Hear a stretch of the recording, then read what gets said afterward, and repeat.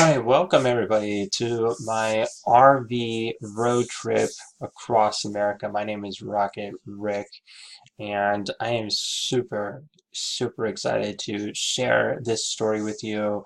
I live in an RV and I have traveled across America twice now in this RV, the Forest River Windsong. You can see it on the left. I am an American citizen. I was born and raised here in Massachusetts, and I've been to some incredible, amazingly beautiful places.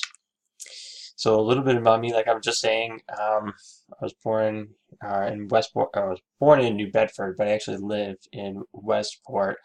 And to the left is the RV, and this is actually a photo of it in Westport. Westport's a really beautiful place. It's one of the nicer areas in South Coast Massachusetts. I can't really complain too much. It's actually very close to the ocean. It's a very nice area to live. And if you get a house that's far away from the road, which is what I prefer, then you can be very comfortable here in Westport. It's actually very popular among the wealthy, so it's very clean, and I just typically I like it. So here's the RV, and it's 36 feet long. It's weighs about 17,000 pounds. It can pretty much do anything. Right now, it looks immaculate. It looks incredibly clean. This was right before the big trip across the country, and it was really cool. I really enjoyed it. And one of the things that I strongly recommend that people do is that they consider if they're considering going in an RV, you may want to rent an RV before you actually go and buy it. Because once you buy this thing, it's yours, it's on your property, you're paying money towards a loan, and it's like, okay, now, I got to put insurance on this, and, you know, you have to think, am I going to be using this all the time? Or am I going to just do this like a one-time gig, or maybe once, every great while? Then you may want to consider renting an RV. There are great deals for renting. You can just like RV rentals. You can search for it, and you can get a pretty decent one if you like it. This is a Class A. With the big windows, there you can see that there's windows all around it, and I kind of like that because when I'm driving, I want to see all over the place. And I'm a little sketchy when it comes to being on the road next to people. But I tell you what, when you're in an RV, you are literally the king of the road. I was amazed as to the people. They had nothing but respect for the RV because they did not want to go anywhere near the thing. So it's super spacious. I'll be showing more photos of that later, but let's go into it a little bit more. I thank God for, that I was born in America. I thank God that, I had a good Christian family, and, I've just been one of the few fortunate to see an opportunity, take advantage of it, and just be blessed by it. So here's a few photos of my family. To the bottom right, bottom left is my father, who is no longer here. He passed away from brain cancer back in 2013. We just passed the 5-year mark. It's amazing how incredibly quick that went, But um, short story about that, we actually had a separation, me and my family. My dad and I had an argument. He said this, I said that, and 2 years went by before we actually were reunited together. And it was actually because a guy at church was asking me. He said, how's your family doing? How's your dad doing? Or how's everybody going? And I said, I have no idea.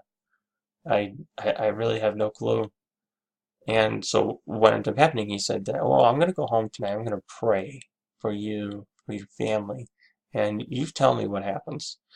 And my dad actually called me that day after 2 years of silence, not doing anything. And he called me up and he's like, "This is stupid. I don't want it. I don't want this separation anymore." He's like, "I love you." He's like, "We need to work this out." I was like, I was like, "Dad, it sounds like a good idea." And then he said, "Come down this weekend, And I call my mom, and he's like, call your mother. So I call my mom, and um, um, one of the first things my mom said, she's like, I love you. That was the first thing that flew out of her mouth, is I love you. And this is, not seeing you, not being around you, not knowing what's going on in your life is just worse than death. So, and I was like, well, I'm coming down this weekend. I'm going to spend the weekend. And she bawled her eyes out. And of course, all mothers would, if they're in this situation. So that was a short story. And then we were reunited. And then a year after we were reunited, my father was diagnosed with brain cancer. A year after that, he passed away.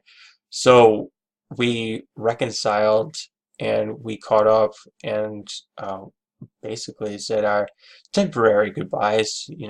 We believe that all Christians go to heaven, and we believe that Christ is our ticket to heaven. So I do go on these rabbit trails. That will happen, and that's just part of my personality. And let's just keep going with this. So the upper left is, man, this is definitely one of the pride and joy of our family right now. Is Madeline Joy and holding our younger one, which is Rebecca Grace. And these two are just precious, beautiful children. They are just so awesome. The baby is, when the baby's fed and comfortable, then she just is a peach, man. She's got that new baby smell. She's just like one of those adorable babies that just likes to look around and keep her eyes on things in front of her.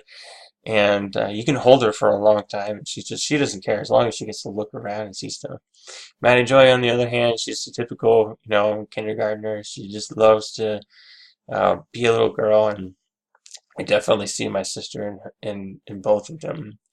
So the picture to the bottom right is a photo of my family. So my mom was like, my dad passed away, so then my mom was a widow, and she was a widow for about 4.5 years before she met Bruce, and they became friends, and that's a whole different story. I'll leave that for another one, and that's a total hole-in-one shot. But man, I tell you what, it worked out, and God has been faithful to bless this marriage between the two. So now my mom is Sue Burrows LaRue, and she's or Sue LaRue whatever. I don't know how that all works out, but anyway. So in the middle is my mom and my stepdad, and to my mom's left right there is my grandparents. We all love each other, and my mom's a good friend. Onto the left over there, Jan. And to the right is my cousin Casey, my aunt Trey, Jan's husband Dan, my sister Stephanie, and her husband Kevin, and the baby Madeline holding the flower, looking at the flower, not the camera. And above is, me, and I had a big beard back then. I drove across the country and did not shave for like 2 months, and it just like kept growing and growing and growing. And to my right is my mom, my sister Stephanie, and my mom's name is Sue. And then to the left is my aunt Trey and my cousin Taylor. And we have all grown up together. We have really enjoyed our lives together. We have had just a very peaceful family. We've had our times of sorrow. We've had our times of, very difficult times. Typical family. No family is obsolete. I don't know. No family is immune to, problems. Jesus said that, you will face problems. But I have overcome the world. So after that, let's go into. I love photography. And part of the reason why I'm doing this is because I took pictures everywhere, and I love doing not only just nature pictures, but I love doing really difficult pictures. I like taking pictures that make people think, like how did he do that? How did he get that shot? And you're probably wondering, is that a real photo? Yes, it is. You're probably not looking at the one me holding a real light bulb, which is lit up right now, but the hummingbird one, yes.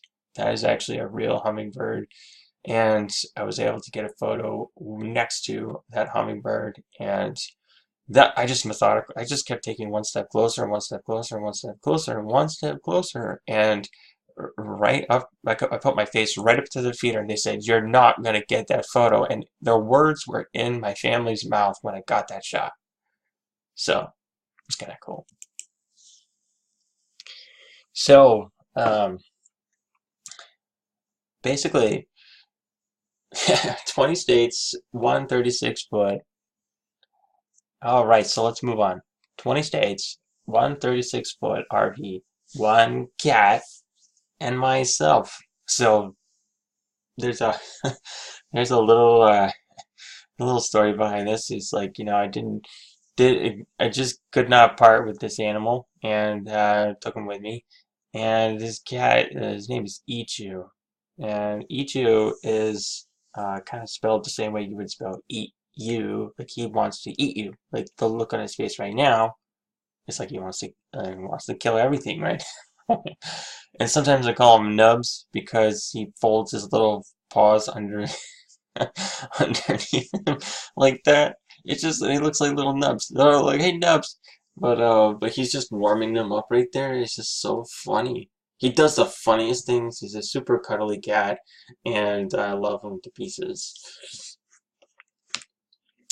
So, first destination that we got to was I say we because when I got into when mm, I'm no longer with my spouse. We actually bought an RV. We bought this RV together, and as we traveled across the country, it just we could see that this just wasn't going to work out anymore, and we decided to go our separate ways. But I still have some cool stories to tell, and that's why I'm showing these photos, and that's why I want to inspire you to go out to these places because they're just incredible. They're amazing, amazing places, very peaceful places. So this place is called, it's called, oh man, what in the world is this called? Milford Lake. Because I'm looking right at it, and I'm just like, what is it called? Milford Lake, and it's in Kansas. It's actually the biggest lake in Kansas. Kansas is incredibly flat. It's incredibly flat. It's so flat that you can literally look across horizon to horizon. You can kind of see the curvature of the earth. I mean, maybe you can see the curvature of the earth, but maybe it's just an optical illusion, but it's just so incredibly flat. And then you get to this place and to Milford Lake, and then it's like kind of hill country-ish, but it's out in the middle of nowhere. And you got these rock formations that are pretty cool. And this lake, Milford Lake, is actually the largest lake reservoir in all of Kansas. And when you go to it, you can swim in it, but the lake is just like murky pond water. It's like your feet go sink like a foot or two down into the muck, and I was like, oh, it's nasty. So it wasn't really my thing. But we got some pretty cool shots out of this thing. One thing about Kansas, I'll tell you what, there are wind farms. There are tens of thousands. I mean, if you look at these photos, you can kind of see like it's just the small, like the horizon. It's just nothing but windmills, wind farms, and they actually monitor all of these at the GE power plant in Schenectady, New York, and like the weather surveying station. I actually did some work there as a contractor, and I saw their weather station where they would monitor how much power they were generating from all these windmills. So it was so cool to see the the power generating central command, and then to actually go out there and see all these power generating windmills. I was like, that's really really cool. And to the upper left, you can actually see some of like the cool, crazy heat lightning that they have at night. Purple lightning and purple lights at night, and it just lit up, and it was just incredibly beautiful. Very, very flat. America is actually very, very flat. And it's very, very flat for miles and miles, hundreds and hundreds and hundreds of miles. It was just incredibly flat. There's a good 1,000 miles before you actually see something that's like interesting. I mean, if you like desert, if you like plains, if you like, I mean, we didn't even see that many trees. Like once you got out of Pennsylvania and you were just driving on these roads, yeah, it's like it looks like this for forever. And you know, if you if you just have an end goal, like you want to get to like Estes Park, Colorado, then you definitely want to just keep going. You know, you want to get there. And so this is part one. This is my first video for my travels across America. And stay tuned for the next video. What you want to do is you simply want to, there's going to be like a little thing that pops up that says, hey, watch the next video, or if you are on my blog and if you are watching this, then you just have to scroll down a little bit to the next part of the video. All right, and thanks for watching. I'll see you on the next one. Oh, I also want to say before I go, like and subscribe to my channel. That way you can see more of you can see more videos of this. You can see more of where I've traveled. You can see more of where I can recommend. Once we get into like more of the details of like these these areas that we go to, then I can start getting into like good places to eat and places to stay and all that sort of stuff. So stay tuned for that. Thanks for watching, and I look forward to seeing you on the next one. Like and subscribe.